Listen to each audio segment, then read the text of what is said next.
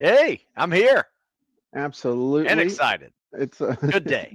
it's a nice cold Wednesday. You Woo. notice, Stu, that things are getting a little crowded here on the bookshelf. I see that. I'm gonna have to I'm trying to double up on these side things, but I'm gonna have to figure out a rotational system. Perhaps I can start selling sponsorship blocks instead of people's book being there. I'll get your book on over this way, but if you want like this spot, it's $100 a month.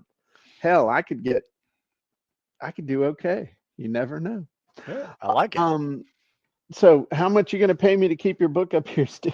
I Nah, I'm just playing. like Um, it though. It's really cool, especially when I ask you, "Hey, what are all those books behind you?" oh, Stu, well, in case you didn't know, these are all my students who have gone through our book writing, our WriteYourBook.ai program, who have successfully published their books, many of whom have gone on to become bestsellers. Love it. So, so interestingly enough, though, what do you think is the number one way to cash in with your book? Cash in. Yeah. Well, good question because I try to use two methods. The Okay. first, well, I shouldn't say methods. Two goals to cashing in. First one is I really try to sell a lot of books. Hell yeah. I like doing that, right? And Sure. it's kind of like the easier process, kind Sure. of. I mean, it's you just got to be consistent Yeah, you with got to getting the go word out. sell the Yeah, books. you got to sell the books. Right. The other one is use that book to sell higher priced products and services, Right. coaching, a webinar, 100%. right? Give it away for free, even, right? I give Right. away a book for free if somebody's going to pay me $400 to do Oh some yeah. coaching. Hell, I give them two books. Hmm. Um, for that. But you're absolutely right. I mean, if we think about the value ladder of down here, we got the book. We want to get them into our ecosystem, and the typical thing is we sell them a course, we sell them some kind of coaching, and we sell them some kind of high ticket, which might be not really for you, but a done for you, a done with you, a really small mastermind, something like that. You've got your book, you got your courses, you got your regular PT club, and then you got the I'll wake your ass up if you pay me enough money. Um, so, but down here, this is pretty much where you're going to sell with email, social media, ads, doing podcasts, Facebook lives, the deal. That's how you sell books. You get out there, people like what you have to say, they like you, they buy your book, then they get into your ecosystem. This other stuff, as far as selling it, I have found still, despite what people say, because there's always the death of everything. And it's funny how things just run in this giant washing machine circle. Okay, but everybody says webinars are dead, Mm. except for the people making money with webinars. So we'll say, webinars, events, challenges, we're gonna run that all the same. Okay, I mean, we'll just lump all those into the same thing. It's an event, it's a date, there's a promise, people show up, you make a presentation, you pitch something on the back end for those that want more, and they end up buying your course, your coaching, or your high ticket. Everybody thinks that the most important part of the webinar is the webinar, and it is not the most important part. It is an important part, but if nobody shows up to see the webinar, you could have the greatest webinar in the world, and it doesn't matter. It's kind of like when we talk about sales letters. What's the most important part of a sales letter? The offer, No, the hook. exactly. Because the hook, well, see, the thing is, if you have an amazing hook that stops everybody in their tracks, you can have an average offer and you're going to convert more Smart. than having the world's greatest offer, but having a crap hook or headline so nobody stops to see the offer. Good point. So the most important part of your webinar is not the webinar. It's what you're doing to get signups. There's Parker. Signups and show ups. And those are two different things. Because if you can't get people to sign up, then there's nobody to show up. But what happens is it's actually pretty easy to get people to sign up for a webinar. All you have to do is make a big ass promise that they're really interested in. That's it. That's, in fact, the shorter your page for the, now I'm talking about a free webinar. But pretty much a big promise headline, 3 or 4 bullets, and a picture that represents the payoff of the webinar, and a specific call to action, you can get signups. Show ups are where you have to do some hype, because normally these are the numbers that most people see. For every 100 signups you get, between only 15 and 25 people are actually going to show up to the webinar. Dang. And of the 15 or 25 people, let's average that to 20. Of that 20, only about 15 are going to make it all the way to the pitch. And if you have an average close rate of 20%, that means you're going to have 3 sales. So for every 100 people you get to sign up, on average, you'll make 3 sales. Now, for some people, they're like, that's amazing. But there's also a lot of competition out there. So instead of trying to get more signups, which is always a good thing, what if you could double the number of show ups? In other words, if you could get 100 people to sign up and you got 40 people to show up, and then whatever the numbers are, showing up, making it to the pitch, you sell 6. Okay.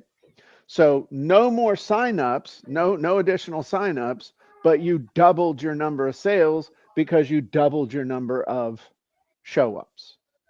So where everybody focuses on is this, where what they really should be what they really should be focused on is the show ups. And not just the show ups, but also structuring, that says show ups, whatever. Let me start over. Show ups. But if I can increase the number of show ups, and then I can increase the number of people who actually see the pitch. Again, let's say I could, instead of losing 20 or 25% of the people, what if I could keep an extra 20%?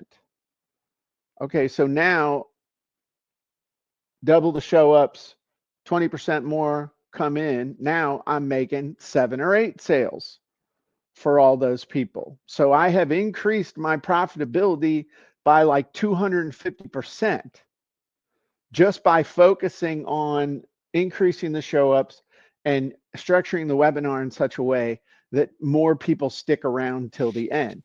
By the way, one way is to promise a freebie at the end.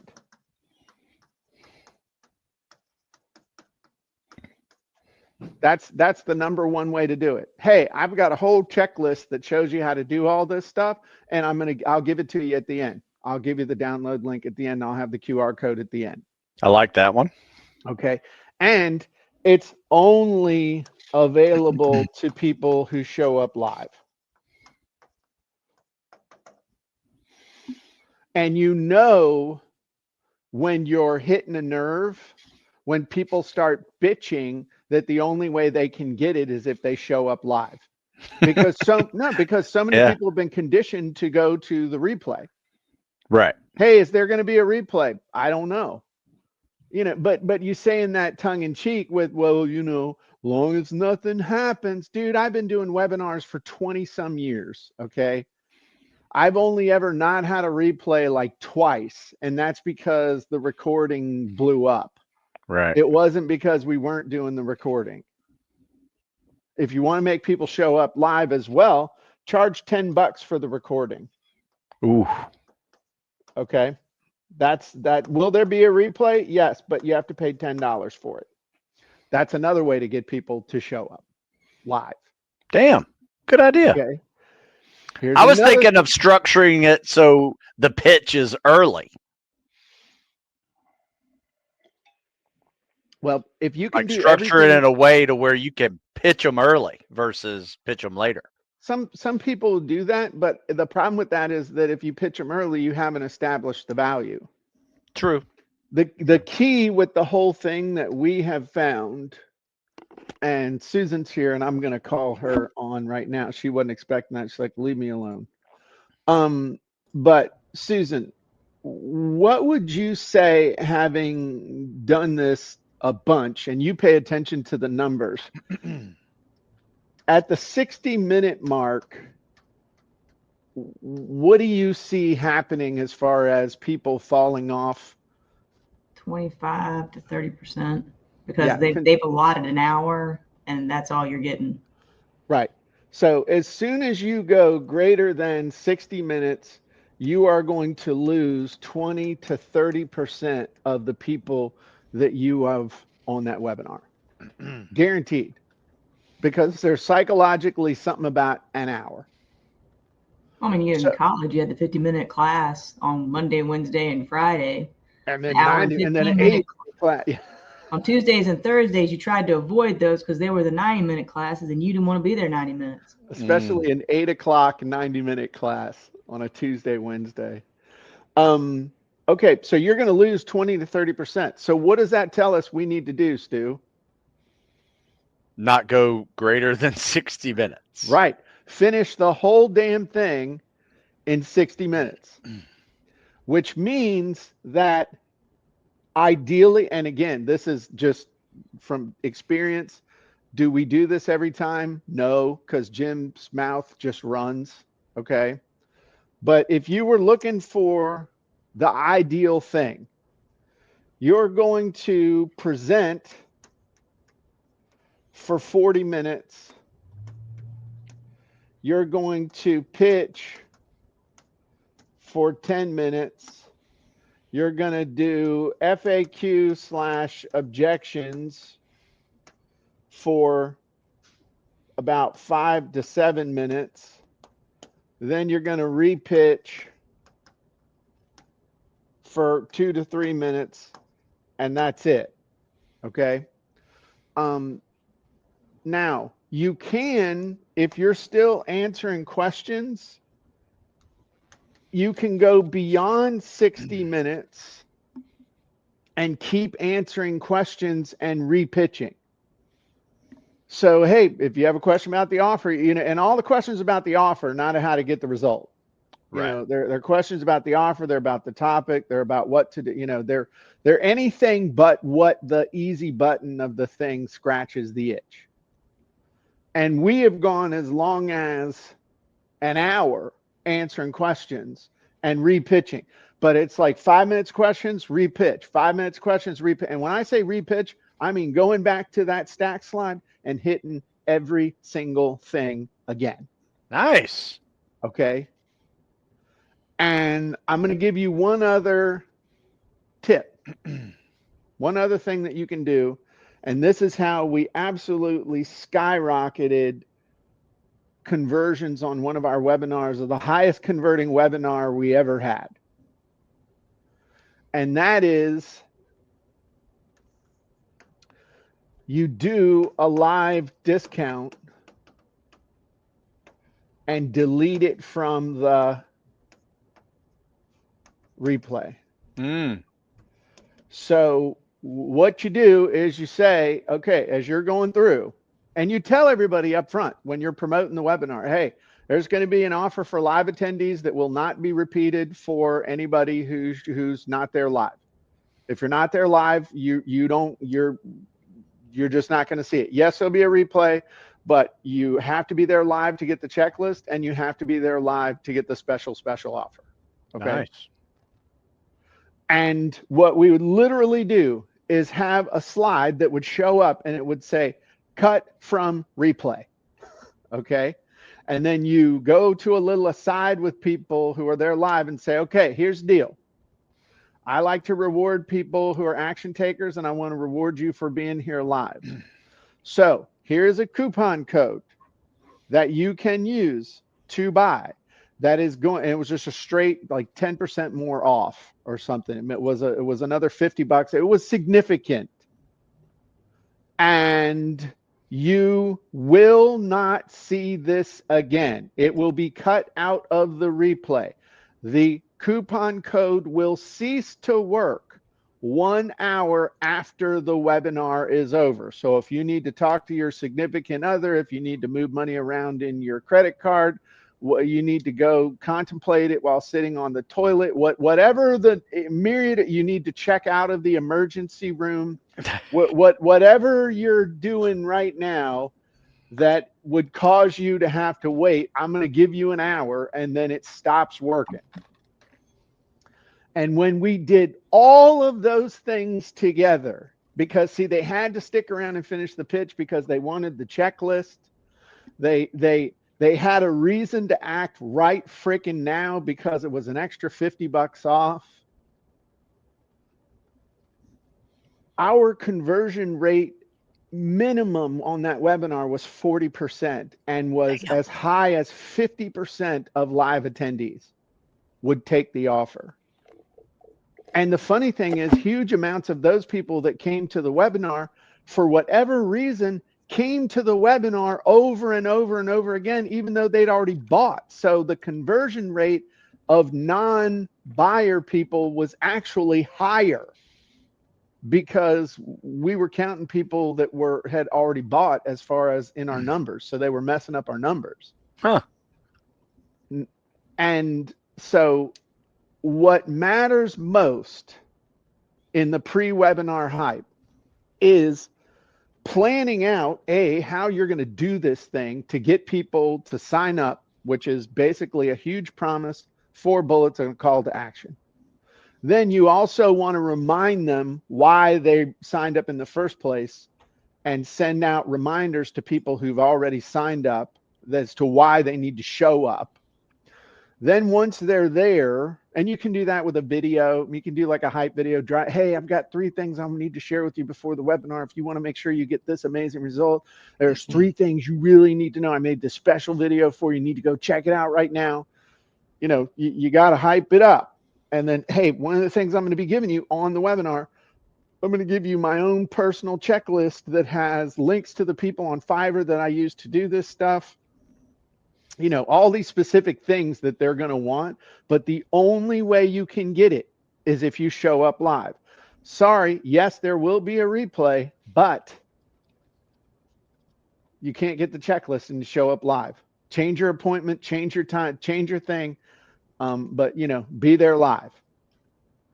And then once they're there, you present whatever you're going to present, but saying, hey, and I've got the checklist. You just need to stick around till the end. All right. And we'll talk maybe in the next webinar, next week, we're doing our masterclass on how to create a great sales webinar in 60 minutes or less. And I'm actually going to be releasing some new stuff, something I've never released before that I've been using for over a year. That's been like my own super secret weapon. Anything else, Susan, that you can think of that we, you know, I, as far as pre-webinar hype or getting people to stick around and see the pitch and everything that we've done that really stands out? I mean, we did when we used to do Webinar King, we did the $20 replay. If you wanted the replay, you had to pay $20. Yeah. Mm. Why'd we stop that? I don't know why we stopped doing the other thing you were just talking about. Do you want the honest reason why? Yeah, why not? Because it takes work to think it all the way through, and my ass is flying by the seat of my pants most of the time. And I can survive on my good looks and volume as opposed to actually having to sit down and think and maybe slow down 10 miles an hour. Once we got that in place, we replicated it several different times with different people that only required us to change out one link. Yeah. Yeah. And No, to you're update right. maybe a coupon code. Yeah. Yeah.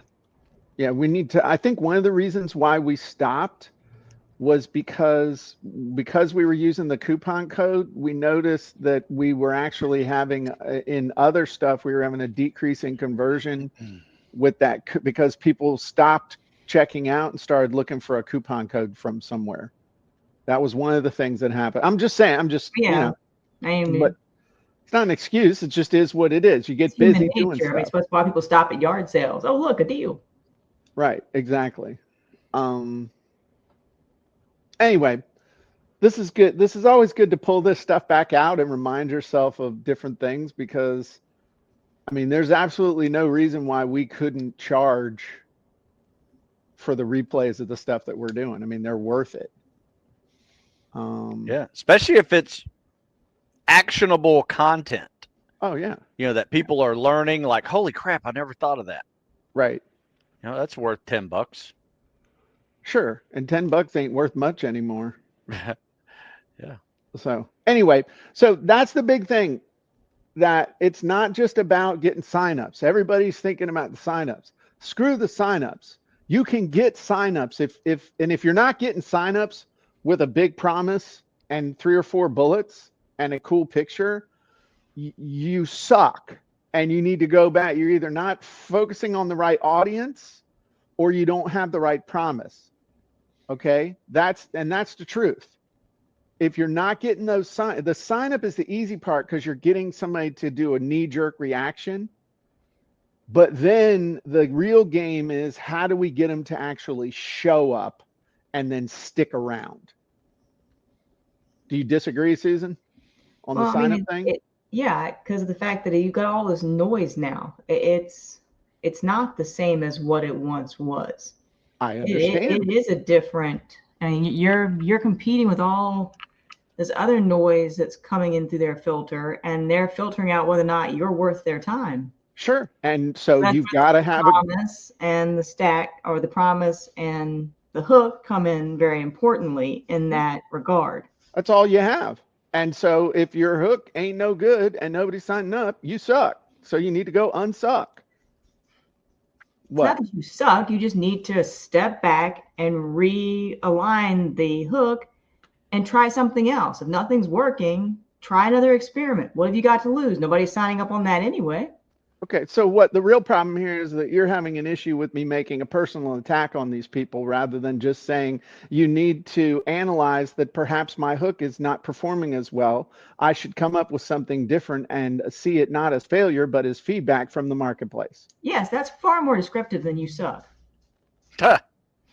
She is not wrong, It Jim. actually gives you an action plan to follow. All right, well, here's how you don't suck. First of all, you need to come up with a new plan and try something else. So I think, you know, it's interesting how we got to learn these lessons over and over again, though, because you may know the exact numbers, but having all kidding around the side, when it comes to this stuff, you're 100% right. There's so much noise out there in the world that even when you're putting out your best or what you think is your best effort, sometimes stuff doesn't work out, and stuff works out less often than it does work out actually. And so you've got to adopt a very resilient mindset of, okay, this didn't work. That doesn't mean that I suck.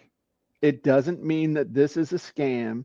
It doesn't mean that I have to go get a job at Hardee's, work in the window wearing a hairnet. What I need to do is take a step back, analyze what's the hook, what's my promise, what are the bullets, it's just go straight back to the fundamentals. I failed my PT test. That means I need to go start doing more. I need to practice pull-ups. I need to practice push-ups. I need to look at my pacing, my timing, all that good stuff. Not too long ago, in fact, within the last couple of weeks, we made an offer where we came out of the gate and we were goose egging that thing hard. And Susan's like, wow, this feels like 5 steps to getting anything you want all over again. And we had a discussion for a good 90 minutes about what to do, what to try. I went through that whole emotional roller coaster of people suck and they're dumb and they just don't understand. And then I made it all the way back around to, hey, well, here's what people really want. And this is what we're telling them. And that ain't what they want. So let's try this. And we made a change and we started making sales at like $2,000 a pop. And we ended up doing better than I had originally anticipated we would do for the whole thing. Nice. And so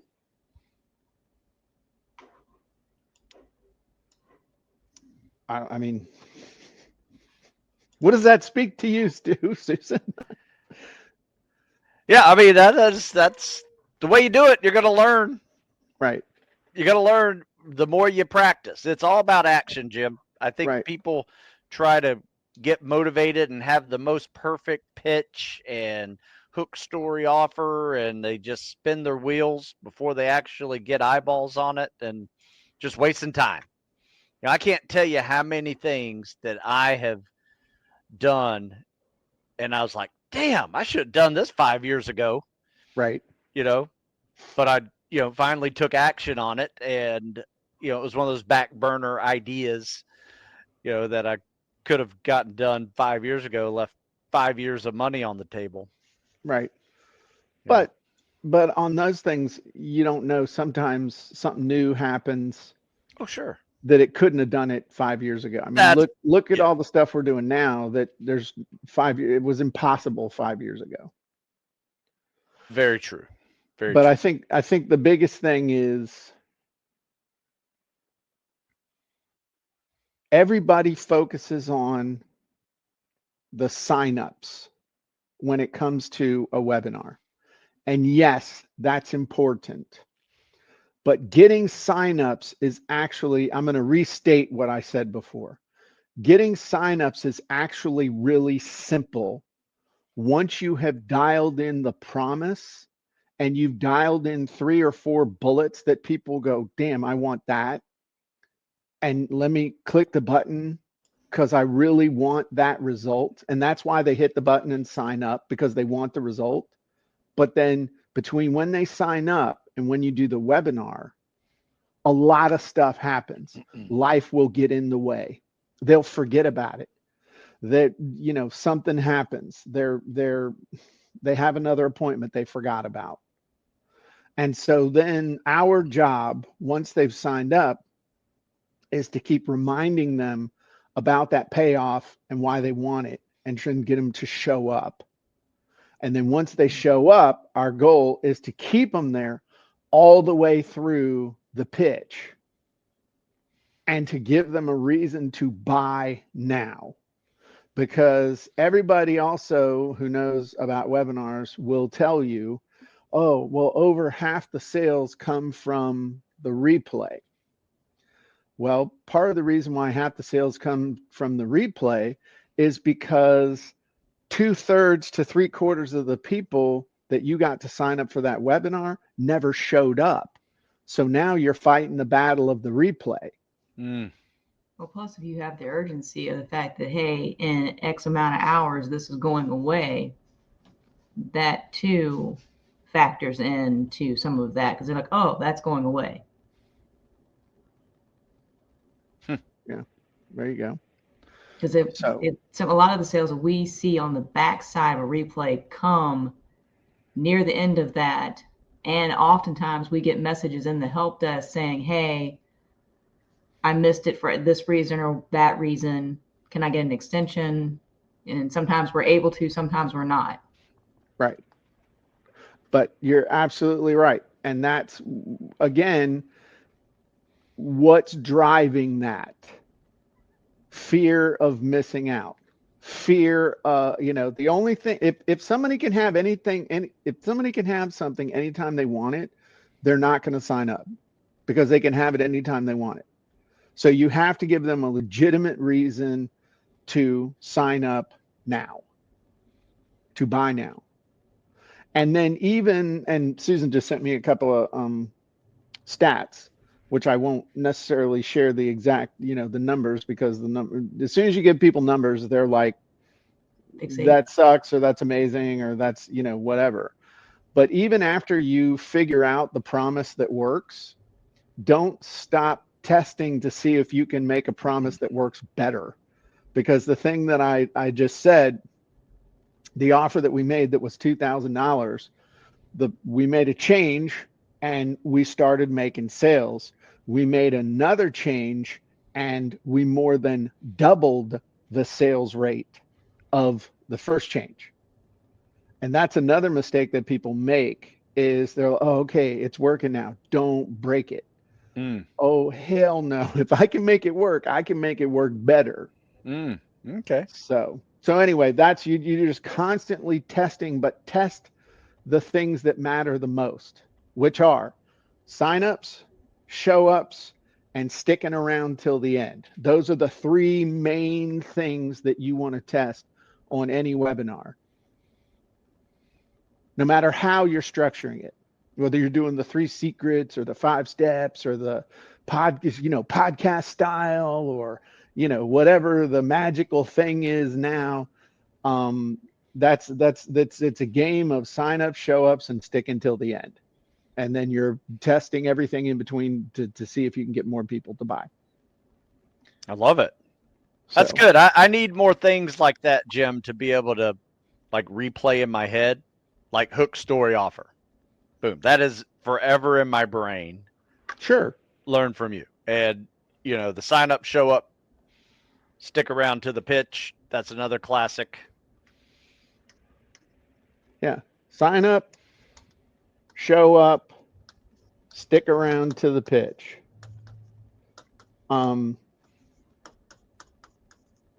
Those are the levers that make the difference. Not whether you have, red or blue in your header, or whether you have an amazing background that looks like Vincent van Gogh himself did it, or whether you have three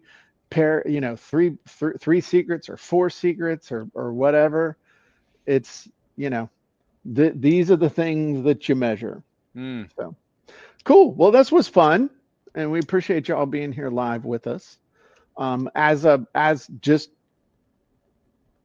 shameless self-promotion, next Tuesday we'll be doing a masterclass on how to create a sales webinar in 60 minutes or less, and I'll be revealing a couple of tools, one of which I, honest to God, have been using now for well over a year internally. No one else has ever even seen it except for Susan. And this is the thing that I have used to create all the stuff to promote my masterclasses, including the opt-in page, the promo emails, the cart close emails, the replay emails, the social media posts, the tweets, all that stuff, is all made from this one genie. Oh, And I can do in 45 minutes what used to take a half a day of just hardcore effort. And so the ultimate test of whether this works or not is when you see the promo, if you sign up and if you show up, then obviously this tool works. And you can go sign up at copyandcontent.ai/class. Oh, nice work. Look at that. Throwing in the. And if you're a member of copyandcontent.ai, it's a link to it on the calendar, and you'll be emailed the link, and you'll be signed in, so you can go use the genies. Nice work, Susan. I love it. I would have screwed that up. See, if I'd talked to you like before these things, I'd say, hey, what's the link I should push? So well. Where's the fun in that? There's no fun in that. All right, cool. Well, we hope to see y'all next Tuesday. Have a great day. If you want to get in shape, go to StuSmithFitness.com. And if you want to create amazing things with copy and content, go to copyandcontent.ai. Cool. We'll see y'all soon. Bye-bye, everybody.